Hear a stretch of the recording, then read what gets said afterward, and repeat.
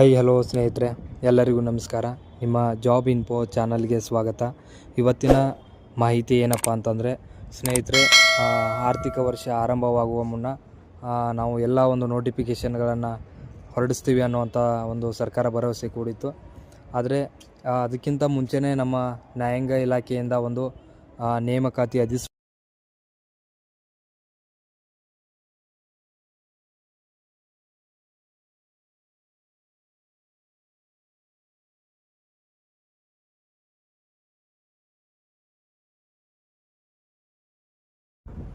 Job updates ಆಗಿರ್ಬೋದು, ಹಾಗೆ ಇತರೆ ಮಾಹಿತಿಗಳಾಗಿರ್ಬೋದು ನಿಮಗೆ ಮೊದಲಿಗೆ ತಲುಪ್ತಾವ ಅಂತ ಹೇಳ್ತಾ ಇವತ್ತಿನ ಈ ಒಂದು ಅಧಿಸೂಚನೆಗೆ ಸಂಬಂಧಪಟ್ಟಂತೆ ಮಾಹಿತಿಯನ್ನು ನೋಡೋದಾದರೆ ಸ್ನೇಹಿತರೆ, ಮೊದಲಿಗೆ ಬಂದುಬಿಟ್ಟು ಎಲ್ಲಿ ಅಂತ ನೋಡೋದಾದರೆ ಪ್ರಧಾನ ಜಿಲ್ಲಾ ಮತ್ತು ಸತ್ರ ನ್ಯಾಯಾಧೀಶರ ಕಚೇರಿ ಚಾಮರಾಜನಗರ. ಈ ಒಂದು ಚಾಮರಾಜನಗರ ಜಿಲ್ಲಾ ನ್ಯಾಯಾಲಯದಲ್ಲಿ ಈ ಒಂದು ನೇಮಕಾತಿ ಅಧಿಸೂಚನೆಯನ್ನು ಹೊರಡಿಸಿದ್ದಾರೆ ಸ್ನೇಹಿತರೆ. ಇನ್ನು ಮೊದಲಿಗೆ ಬಂದುಬಿಟ್ಟು 13 P1 ಹುದ್ದೆಗಳನ್ನು ಇಲ್ಲಿ ನೋಟಿಫಿಕೇಷನ್ ಮಾಡಿದ್ದಾರೆ. ಮತ್ತು ಎರಡನೇದಾಗಿ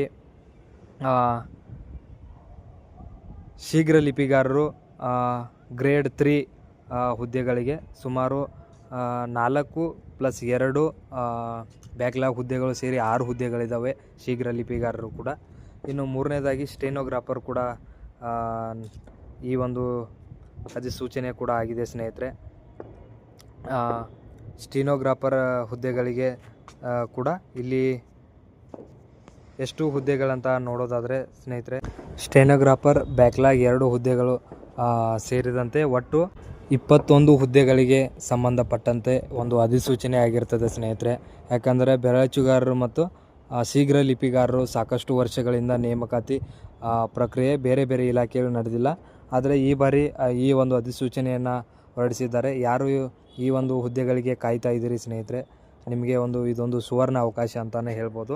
ಇನ್ನು ಈ ಹುದ್ದೆಗಳಿಗೆ ಸಂಬಂಧಪಟ್ಟಂತೆ ನಾವು ಮಾಹಿತಿಯನ್ನು ನೋಡೋದಾದರೆ ಸ್ನೇಹಿತರೆ, ಮೊದಲಿಗೆ ಬಂದುಬಿಟ್ಟು P1 ಹುದ್ದೆಗಳಿಗೆ ಸಂಬಂಧಪಟ್ಟಂತೆ ಇಲ್ಲಿ 13 ಹುದ್ದೆಗಳಿದ್ದು ಈ ಒಂದು ಹುದ್ದೆಗೆ SSLC ಅಥವಾ ತತ್ಸಮಾನ ವಿದ್ಯಾರ್ಹತೆಯನ್ನು ಕೂಡ ಇಲ್ಲಿ ತಿಳಿಸಿದ್ದಾರೆ ವಿದ್ಯಾರ್ಥಿಗೆ ಸಂಬಂಧಪಟ್ಟಂತೆ. ಇನ್ನು P1 ಹುದ್ದೆಗಳಿಗೆ ಸಂಬಂಧಪಟ್ಟಂತೆ ವೇತನ ಶ್ರೇಣಿಯನ್ನು ನೋಡೋದಾದರೆ 27,000 ಒಂದು ಸ್ಟಾರ್ಟಿಂಗ್ ಬೇಸಿಕ್ ಪೇಮೆಂಟ್ ಆಗಿರ್ತದೆ ಸ್ನೇಹಿತರೆ. ಮತ್ತು ಈ ಒಂದು P1 ಹುದ್ದೆಗಳಿಗೆ ವರ್ಗೀಕರಣ ನೋಡಿದ್ರೆ ಪರಿಶಿಷ್ಟ ಜಾತಿ ಇತರೆ ಅಭ್ಯರ್ಥಿಗಳಿಗೆ ಒಂದು, ಸಾಮಾನ್ಯ ವರ್ಗದ ಕನ್ನಡ ಮಾಧ್ಯಮ ಅಭ್ಯರ್ಥಿಗಳಿಗೆ 1 ಹುದ್ದೆ, ಪ್ರವರ್ಗ 2Aಯಲ್ಲಿ ಇತರೆ ಅಭ್ಯರ್ಥಿಗಳಿಗೆ 1 ಹುದ್ದೆ, ಸಾಮಾನ್ಯ ವರ್ಗದ ಮಹಿಳಾ ಅಭ್ಯರ್ಥಿಗಳಿಗೆ 1 ಹುದ್ದೆ, ಪರಿಶಿಷ್ಟ ಪಂಗಡದ ಗ್ರಾಮೀಣ ಅಭ್ಯರ್ಥಿಗೆ 1 ಹುದ್ದೆ, ಸಾಮಾನ್ಯ ವರ್ಗದ ಗ್ರಾಮೀಣ ಅಭ್ಯರ್ಥಿಗೆ 1 ಹುದ್ದೆ, ಪ್ರವರ್ಗ 3A ಗ್ರಾಮೀಣ ಅಭ್ಯರ್ಥಿಗಳಿಗೆ 1 ಹುದ್ದೆ, ಸಾಮಾನ್ಯ ವರ್ಗದ ಯೋಜನಾ ನಿರಾಶ್ರಿತ ಅಭ್ಯರ್ಥಿಗಳಿಗೆ 1 ಹುದ್ದೆ, ಪರಿಶಿಷ್ಟ ಜಾತಿ ಮಹಿಳಾ ಅಭ್ಯರ್ಥಿಗಳಿಗೆ 1 ಹುದ್ದೆ, ಸಾಮಾನ್ಯ ವರ್ಗದ ಮಹಿಳಾ ಅಭ್ಯರ್ಥಿಗಳಿಗೆ 1 ಹುದ್ದೆ, ಪ್ರವರ್ಗ 2A ಮಹಿಳಾ ಅಭ್ಯರ್ಥಿಗಳಿಗೆ 1 ಹುದ್ದೆ, ಇನ್ನು ಸಾಮಾನ್ಯ ವರ್ಗದ ಇತರೆ ಅಭ್ಯರ್ಥಿಗಳಿಗೆ 1 ಹುದ್ದೆ, ಪ್ರವರ್ಗ 1ರ ಅಂಗವಿಕಲ ದೃಷ್ಟಿ ಮಾಂದ್ಯ ಅಭ್ಯರ್ಥಿಗಳಿಗೆ 1 ಹುದ್ದೆ ಸೇರಿ ಒಟ್ಟು 13 ಹುದ್ದೆಗಳಾಗಿದ್ದಾವೆ ಸ್ನೇಹಿತರೆ. ಇನ್ನು ಎರಡನೇದಾಗಿ ನಾವು ನೋಡೋದಾದರೆ ಬೆರಳಚ್ಚುಗಾರರು ಇಲ್ಲಿಯೂ ಕೂಡ 6 ಹುದ್ದೆಗಳಿದ್ದಾವೆ ಸ್ನೇಹಿತರೆ. ಇದರಲ್ಲಿ 2 ಬ್ಯಾಕ್ಲಾಗ್ ಹುದ್ದೆಗಳು ಕೂಡ ಸೇರಿದ್ದಾವೆ. ಈ ಒಂದು ಬ್ಯಾಕ್ಲಾಗ್ ಹುದ್ದೆಗಳು ಸೇರಿ ಒಟ್ಟು 6 ಹುದ್ದೆಗಳು. ಬೆರಳಚ್ಚುಗಾರರು ಈ ಹುದ್ದೆಗಳಿಗೆ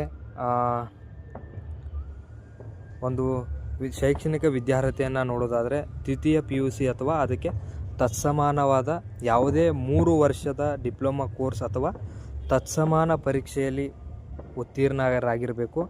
ಮತ್ತು ಕರ್ನಾಟಕ ಪ್ರೌಢಶಿಕ್ಷಣ ಪರೀಕ್ಷಾ ಮಂಡಳಿ ವತಿಯಿಂದ ನಡೆಸಿರುವ ಹಿರಿಯ ದರ್ಜೆ ಸೀನಿಯರ್ ಟೈಪಿಸ್ಟ್ ಕನ್ನಡ ಮತ್ತು ಆಂಗ್ಲ ಭಾಷೆಗಳ ಬೆರಳಚ್ಚು ವಿಷಯದಲ್ಲಿ ತೇರ್ಗಡೆಯನ್ನು ಹೊಂದಿರಬೇಕು.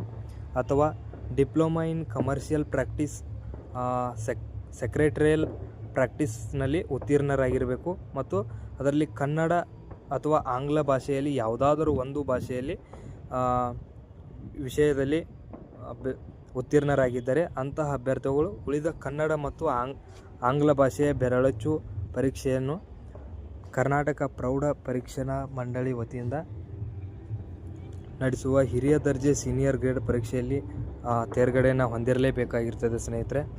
ಇನ್ನು ಈ ಒಂದು ಹುದ್ದೆಗೆ ವೇತನ ಶ್ರೇಣಿಯನ್ನು ನೋಡೋದಾದರೆ ಬೇಸಿಕ್ 34,100 ರೂಪಾಯಿ ಆಗಿರ್ತದೆ ಸ್ನೇಹಿತರೆ.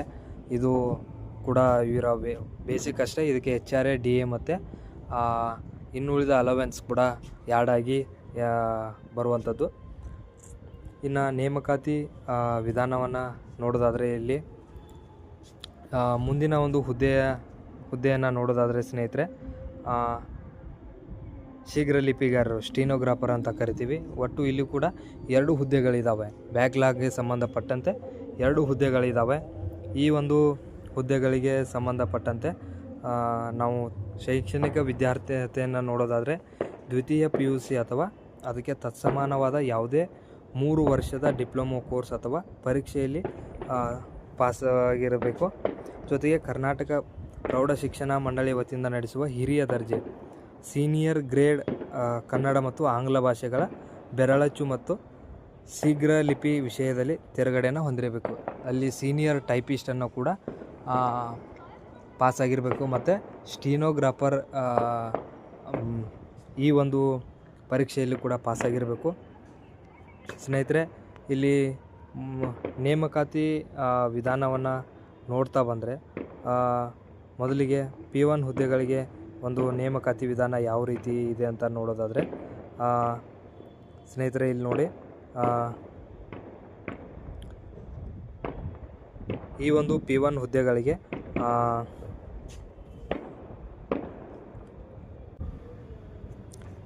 SSLC ಅಥವಾ ತತ್ಸಮಾನ ಪರೀಕ್ಷೆಯಲ್ಲಿ ಪಡೆದ ಗರಿಷ್ಠ ಅಂಕಗಳ ಅರ್ಹತೆಯ ಆಧಾರದ ಮೇಲೆ 1:10 ಅನುಪಾತದಲ್ಲಿ ಅಭ್ಯರ್ಥಿಗಳನ್ನು ಸಂದರ್ಶನಕ್ಕೆ ಕರೆಯಲಾಗ್ತದೆ. ಸಂದರ್ಶನದಲ್ಲಿ ಗಳಿಸಿದ ಅಂಕಗಳ ಆಧಾರದ ಮೇಲೆ ಇವರನ್ನು ಆಯ್ಕೆ ಮಾಡಲಾಗ್ತದೆ ಸ್ನೇಹಿತರೆ. ಮತ್ತು ಕನ್ನಡ ಓದಲು ಹಾಗೂ ಬರೆಯಲು ಸಾಮಾನ್ಯ ಜ್ಞಾನದ ಸಂಬಂಧಪಟ್ಟಂತೆ 10 ಅಂಕಗಳಿಗೆ ಪರೀಕ್ಷೆಯನ್ನು ಕೂಡ ನಡೆಸಲಾಗ್ತದೆ. ಮತ್ತು ಇನ್ನು ನಮ್ಮ ಬೆರಳಚ್ಚುಗಾರರ ಒಂದು ಹುದ್ದೆಗೆ ನೋಡೋದಾದರೆ ಸ್ನೇಹಿತರೆ, ಅವರಿಗೂ ಕೂಡ ಇಲ್ಲಿ ಪರೀಕ್ಷೆಯ ವಿಧಾನ ಕೂಡ ಬೇರೆ ಆಗಿರ್ತದೆ. P1ಗೆ ಮತ್ತು ಇವರಿಗೂ ಕೂಡ ಒಂದು ನೇಮಕಾತಿ ವಿಧಾನ ಬೇರೆ ಆಗಿರ್ತದೆ ಸ್ನೇಹಿತರೆ. ಬೆರಳಚ್ಚುಗಾರರಿಗೆ ಅರ್ಹತಾ ಪರೀಕ್ಷೆಯಲ್ಲಿ ಗಳಿಸಿರುವ ಶೇಕಡಾವಾರು ಅಂಕಗಳ ಮತ್ತು 15 ನಿಮಿಷಗಳ ಏನು ಇವರು ಅರ್ಹತಾ ಪರೀಕ್ಷೆಗಳಲ್ಲಿ ಏನು ಪರೀಕ್ಷೆಯಲ್ಲಿ ಒಂದು ಅಂಕಗಳನ್ನ ಪಡೆದಿರ್ತಾರೆ ಇವರು ಮಾರ್ಕ್ಸಲ್ಲಿ, ಅದಕ್ಕೆ 15 ನಿಮಿಷಗಳ ಉಕ್ತ ಲೇಖನವನ್ನು ಒಂದು ಟೈಪ್ ಮಾಡಲಿಕ್ಕೆ ಅವರು ಕೂಡ ಒಂದು ನಿರ್ದಿಷ್ಟವಾದಂಥ ಒಂದು ಲೇಖನವನ್ನು ಕೊಡ್ತಾರೆ. ಅದರಲ್ಲಿ ಸಮಯ ಮತ್ತು ನೀಟಾದಂಥ ಒಂದು ಟೈಪಿಂಗನ್ನು ಕೂಡ ನೋಡಿ ಅದಕ್ಕೂ ಅಲ್ಲಿ ಹೆಚ್ಚು ಅಂಕ ಯಾರು ಗಳಿಸ್ತಾರೆ ಅವರನ್ನು 1:5 ಅನುಪಾತದಲ್ಲಿ ಸಂದರ್ಶನ ಕೂಡ ಮಾಡ್ತಾರೆ. ಇನ್ನು ಸಾಮರ್ಥ್ಯ ಪರೀಕ್ಷೆಯಲ್ಲಿ ಕೂಡ 100 ಅಂಕಗಳನ್ನು ಇಲ್ಲಿ ಇವರು 100 ಅಂಕಗಳಿಗೆ ಒಂದು ಸಾಮರ್ಥ್ಯ ಪರೀಕ್ಷೆಯನ್ನು ನಡೆಸ್ತಾರೆ. ಪರೀಕ್ಷೆಯನ್ನು ಕಡ್ಡಾಯ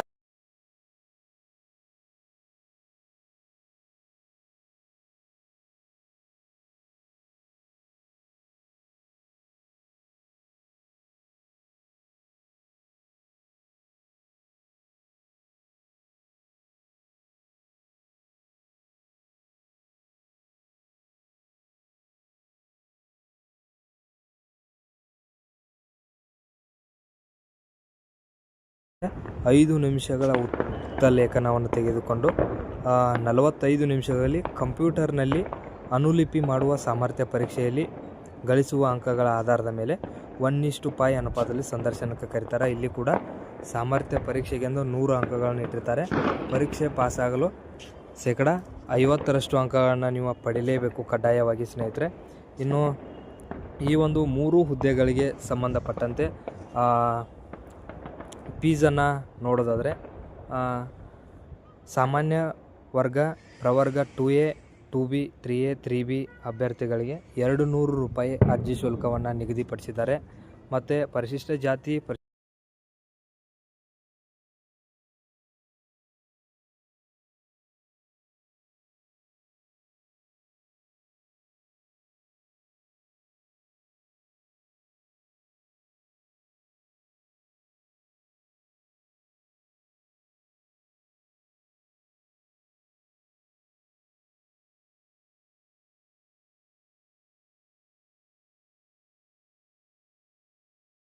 ಗೆ ಶುಲ್ಕವನ್ನು ಪಾವತಿ ಮಾಡಲು ಕೊನೆಯ ದಿನಾಂಕ 16/4/2026 ಆಗಿರ್ತದೆ ಸ್ನೇಹಿತರೆ.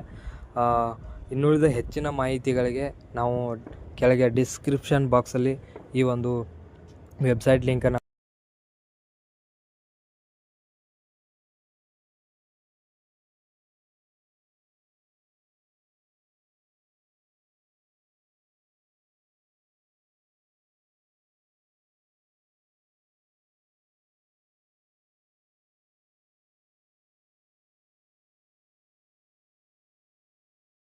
ಧನ್ಯವಾದಗಳು ಸ್ನೇಹಿತರೆ.